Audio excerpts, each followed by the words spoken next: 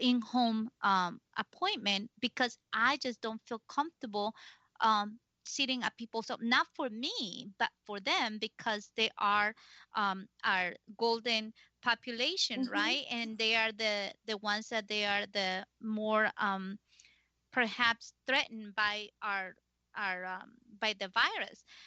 So has that increased and now a lot where you have more of the telemedication or the phone conversations instead of a face to face?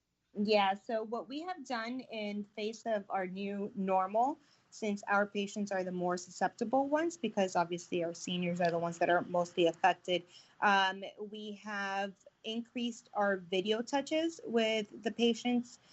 We do still bring patients in, but it's at a very structured schedule where we limit the amount of people that are in the office simultaneously.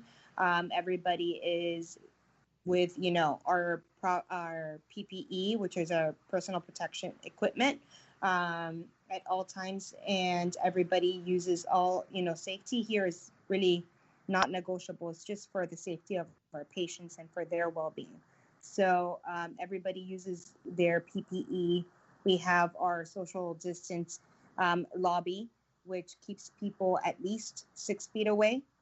Maybe I would say ours probably at 7 or 8 feet. So it gives us a lot of space to be able to accommodate our patients. Mm-hmm. In the transportation, so they also could probably follow some of those guidelines on the Yes, CDC, right? yes, most definitely. We use a transportation service, and they are. We always recommend that the patient wear their face mask, and for the drivers, they should be wearing their face mask as well. Right. And now a very key thing that I also would like to mention here is that the transportation is actually a employee of dedicated medical senior center. It's not just this random transportation Mm. department that you hire depending on the plan. They're actually employees of Chen Medical, right? Well, we actually started using Uber Health. Okay. We started using Uber Health, I would say a couple of months ago. And it's really helped with our transition. And it actually helps with the facilitation of moving the patients into the center instead of having everybody come together in a bus. For social distance purposes, it works out best. So we've transitioned into the Uber Health for the time being. Yeah, and this is so important because, right, we all learning as we go because this is so new, right? Yes. Um, and we just try to see things adapting and moving forward and Mm-hmm. see how we can improve and how can we can protect each other and learn this new normal together. Because until now, nothing is it's correct or incorrect. You just try to do as much precaution as I can, but we got to try everything because we don't know if it's going to Exactly. work or not, or if it's going to create a new industry out of this new normal, right? Exactly. Yep. So I know you're probably very busy with your children and your family, but who is the one person that kind of have inspired you, or perhaps you follow, with social media, there's some people that inspire you and you follow. Um, what was some perhaps maybe a book that you read that you can share others that changed your life, or somebody that you learned from, a mentor um, that make you realize, wow, this is an easier way to do this, and it helps me a lot.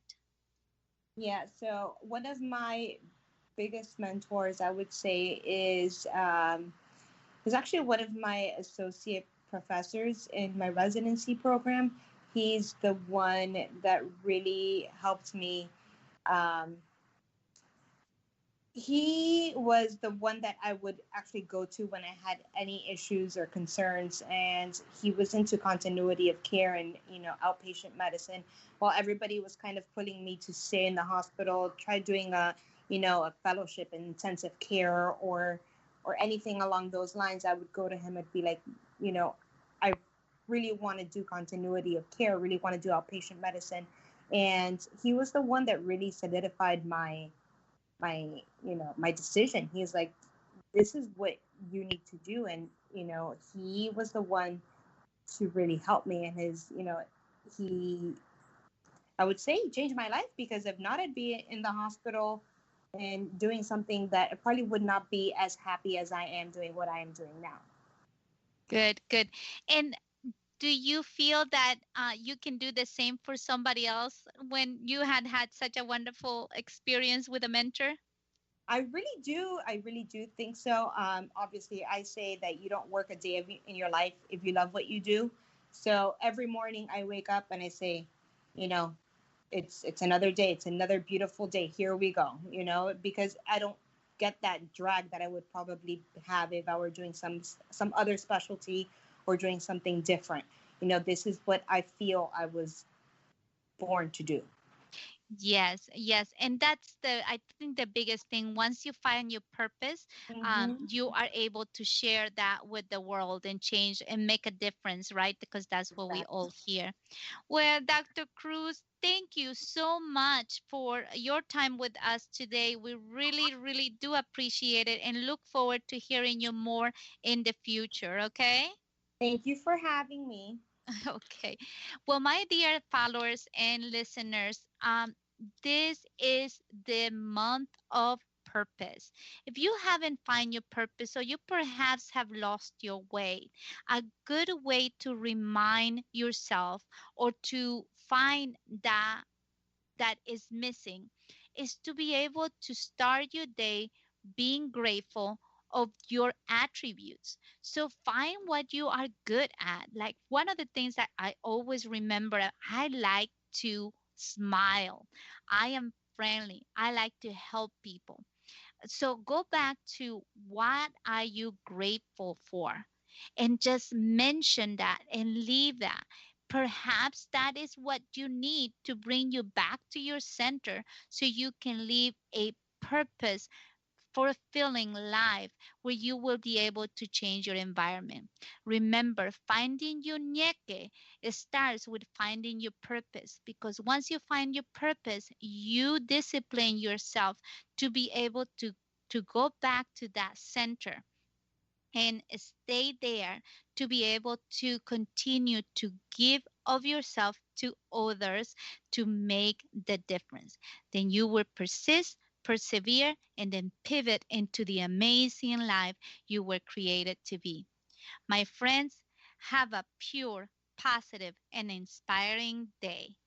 Thank you for listening to Cafecito with Rosie on air. Ciao.